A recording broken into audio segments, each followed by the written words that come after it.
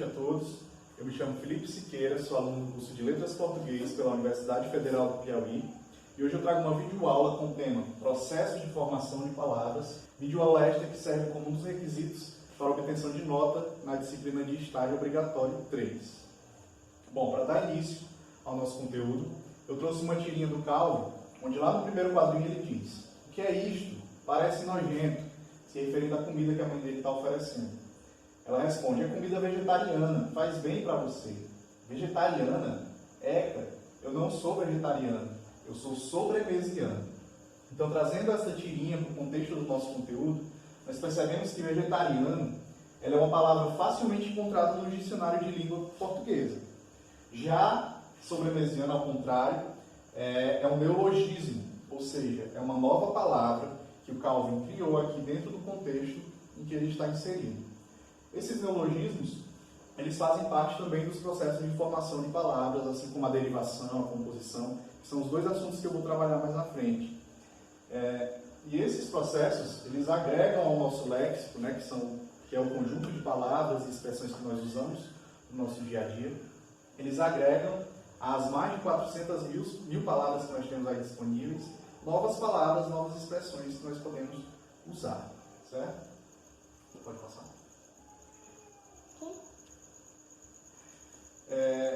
Para nós darmos início a esse conteúdo de derivação e composição, eu trouxe esse gráfico para mostrar que as nossas palavras, as palavras que nós temos disponíveis no nosso sistema linguístico da língua portuguesa, elas podem ser divididas em 3 grupos. O primeiro grupo é o grupo das palavras primitivas, o segundo grupo é o grupo das palavras derivadas e o terceiro é o grupo das palavras compostas. O que são as palavras primitivas? As palavras primitivas são aquelas palavras que não são originadas de outras palavras.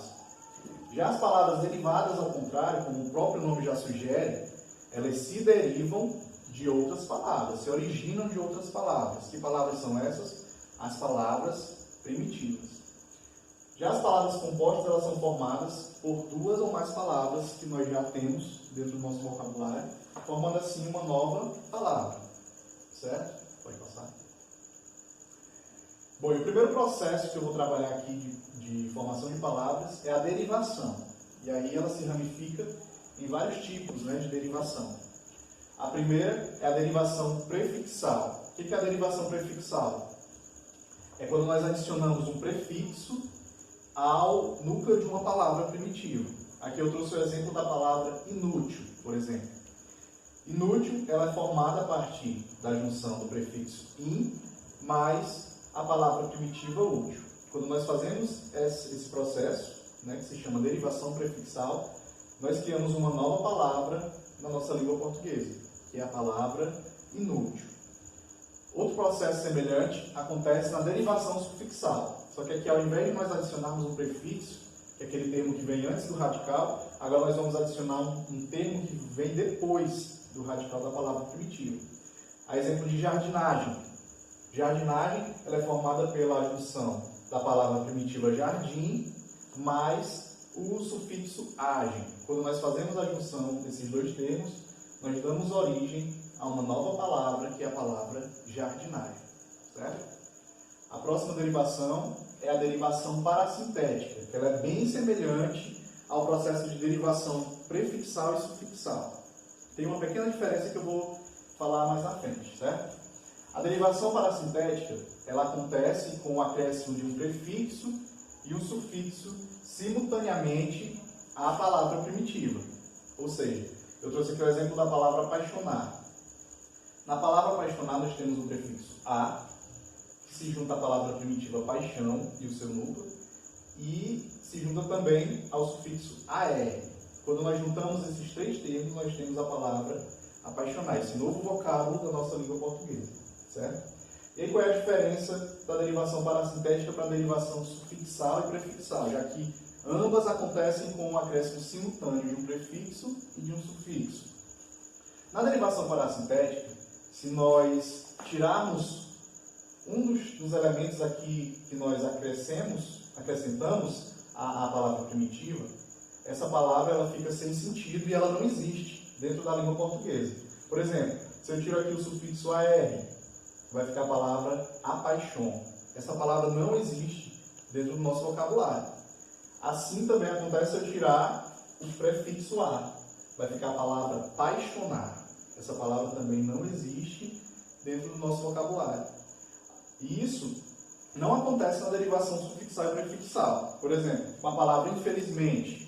A palavra infelizmente ela é formada pela junção do prefixo in, mais a palavra primitiva feliz, mais o sufixo mente. Se eu tiro o prefixo in, por exemplo, a palavra vai ficar felizmente. É uma palavra que tem sentido e que existe dentro da nossa língua portuguesa. Se eu tiro, por exemplo, o sufixo mente, mas deixo lá o prefixo in, vai ficar a palavra infeliz. Infeliz também existe dentro do nosso vocabulário. Então, a diferença entre a derivação parassintética e a derivação sufixal e prefixal é justamente isso. Na derivação parassintética, quando nós tiramos, excluímos um prefixo ou um sufixo dessa palavra derivada, ela não tem mais sentido e ela nem existe na nossa língua. Já na derivação sufixal e prefixal, é o contrário, ela permanece com sentido ainda. Certo? Próximo. A próxima derivação é a derivação imprópria. Essa derivação imprópria ela ocorre com a troca de classes gramaticais de uma mesma palavra. Por exemplo, eu coloquei aqui o exemplo do brilhante. O brilhante, quando nós usamos ele como adjetivo, nós usamos ele para nos referir a algo que brilha, que é reluzente, que é cintilante. Já nessa frase, ele ganhou um brilhante de presente. Brilhante aqui deixa de ser um adjetivo e passa a ser um substantivo. Então, houve aí a troca de classes gramaticais de uma mesma palavra.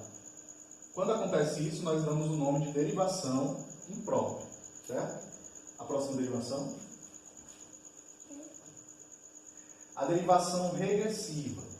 Na derivação regressiva, nós temos um verbo, e aí nós pegamos esse verbo e suprimimos uma partícula dessa palavra, desse verbo. No caso aqui, como exemplo, eu usei o verbo inventar. Se eu suprimo aqui a partícula AR e acrescento uma vogal, eu vou dar origem a uma nova palavra, e que muda também de classe gramatical. Inventar é um verbo. Aqui, no caso, nós criamos a palavra invento com a supressão do AR e o acréscimo da vogal, que passa a ser um substantivo. Então, acontece também essa troca. Lembrando que nós temos que suprimir uma partícula, acrescentar uma vogal, para que nós possamos dar origem a uma nova palavra. Próximo. Já na composição, nós temos dois processos dentro da composição, que é a justaposição, né, que basta nós pegarmos duas palavras e unirmos elas duas, né, formando uma nova palavra. A exemplo disso, nós temos ponta mais pé. Nós formamos a palavra pontapé. Esse processo de junção, sem nenhuma perda, né, nesse processo, nós chamamos de justaposição. Já aqui embaixo, nós temos o processo da aglutinação, com a palavra planalto. Plano mais alto forma a palavra planalto. Só que aqui, diferente da justaposição, nós vamos ter a queda da letra O, bem aqui na palavra plano. Então, quando nós estabelecemos essa queda da letra O e acrescentamos a palavra alto, cria-se um novo vocábulo, que é a palavra planalto. Então, são esses os dois processos que eu procurei trabalhar nesta aula, o processo da derivação e o processo da composição, como formadores aí de novas palavras dentro do nosso léxico, né, o léxico da nossa língua portuguesa. Pode passar. E aí, para finalizar, eu trouxe uma frase de Mário de Andrade, que eu tirei de um livro que eu estou lendo, que ele diz o seguinte: é preciso exclamar para que a realidade não canse. E aí eu trouxe essa frase porque nós estamos passando por um momento tão difícil, tão complicado, e aí é preciso que a gente, assim como a exclamação ela é usada para enfatizar uma ideia, né, nós precisamos exclamar nas nossas vidas os momentos bons que nós ainda vivemos, mesmo em meio a tanta desolação, tanta conturbação, né? Então é isso. Espero que vocês tenham gostado da aula e até a próxima.